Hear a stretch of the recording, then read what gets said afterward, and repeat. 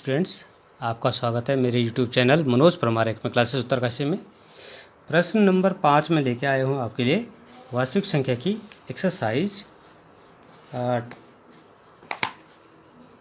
1.2। तो ये कह रहा है कि जांच कीजिए कि क्या किसी प्राकृत संख्या n के लिए 6 की घात n अंक शून्य पे समाप्त हो सकती है। तो ये अंक शून्य पे समाप्त तभी होगा यदि इसके गुणनखंड जो है हम देखें कि 5 से विभाजित होते हैं, क्योंकि 5 का पढ़ा हम पढ़ेंगे। 5 का जो टेबल है 5 एकम 5, 5 दूनी 10, 5 से 15, 5 को 20, मतलब जीरो अगर आ रहा है, जैसे 10, 20, 30, 40, मतलब अगर 10 के गुणांक में कोई संख्या आ रही है तो वो विभाजित हो रही है 5 से।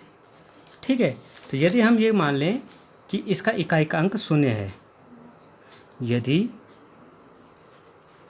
6 की घात n का मान, n प्राकृतिक संख्या है, यहाँ पे एक ऐसी संख्या है, एक ऐसी संख्या है जिसका इकाई का अंक शून्य है, तो 6 घात n 5 से विभाज्य होगा। ठीक है, अब हम चेक करते हैं कि 6 की घात n का गुणांक क्या होता है।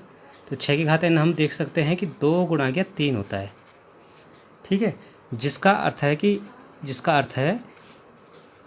कि 6 की घात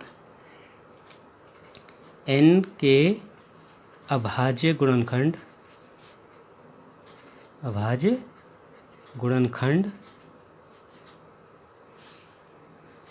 में 2 या 3 के अतिरिक्त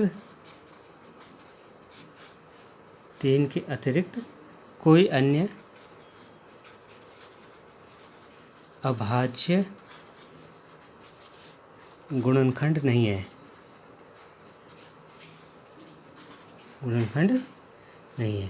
इसलिए हम ये कह सकते हैं कि 6 की घात n का कोई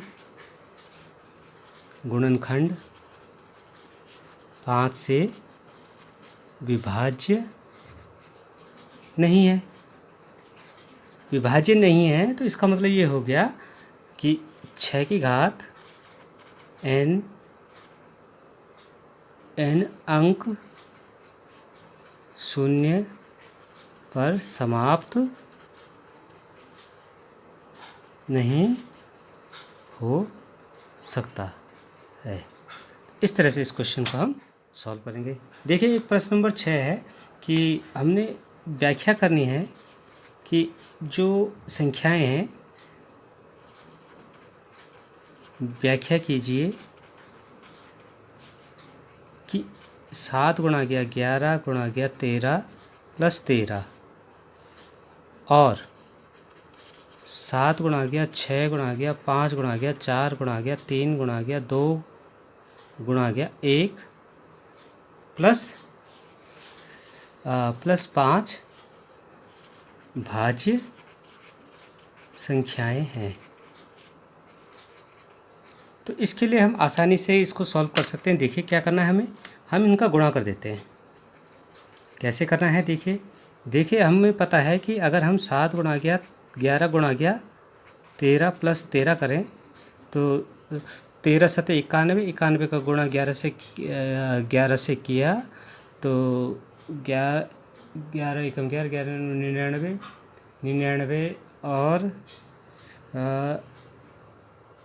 11 13 सते 91, 91 का गुणा 11 से 91 एकम 91, 91 एकम ये हो गया 13 सते 91, 91 का गुणा 11 से 11 एकम 11 हासिल 10 हो गया। फिर 11 में 99 हासिल 1 हो गया, 11 में 99 और ये हो गया 100 प्लस 13, तो ये हो जा रहा 1013। ठीक है, अब 1013 के अगर हम गुणनखंड करें, देखिए 1013 के अभाज्य गुणनखंड करते हैं तो सबसे पहले ये ये 13 14 सॉरी 14 आ जाता है, तो ये 2 से विभाजित होता है। 2 पंजे 10, 2 जीरो 2 सते 14। फिर ये देखिए आपका पास 3 से विभाजित होगा। 3 पंजे 15, सॉरी 3 एकम 3 और 3 छक्का 18 और 3 नमा 18, 3 नमा 27, ठीक है। फिर 13 से ये विभाजित हो रहा है, तो इसका मतलब ये क्या है, इसके अभाज्य गुणनखंड आ रहे।